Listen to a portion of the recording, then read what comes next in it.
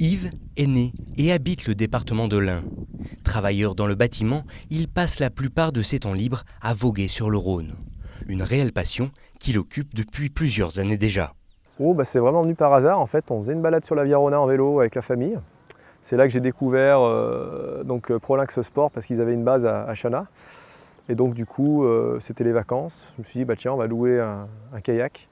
Voilà, j'ai essayé avec le gamin et puis moi ça m'a plu immédiatement. Puis donc après, de fil en aiguille, on investit dans le matériel et puis voilà quoi. C'est monté en puissance, je freine un petit peu parce que voilà, il y a la vie familiale aussi, il y a tout ce qui va avec. Donc j'essaie d'en faire profiter mes proches aussi également. Mais oui, ça monte en puissance et pour l'instant, c'est pas prêt de s'arrêter. Long de 812 km, le Rhône est un terrain de jeu tout trouvé.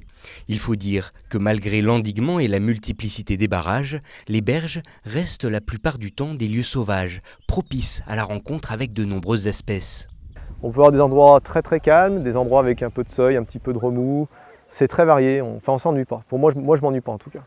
Je constate quand même malgré tout, dû au changement climatique, tout ça, je pense que ça baisse un petit peu aussi, comme tout le reste malheureusement.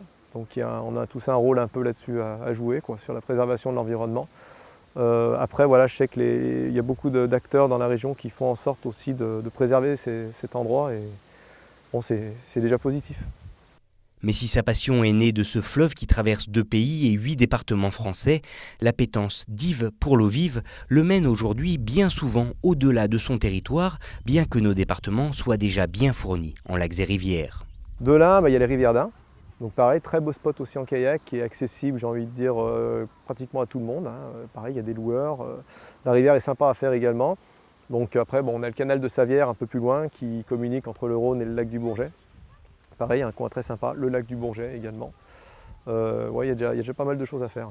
En réel passionné qu'il est, Yves a d'ores et déjà transmis le virus à son jeune fils et compte déjà sur ce compagnon tout trouvé pour l'accompagner à la découverte des nombreux cours d'eau de la région.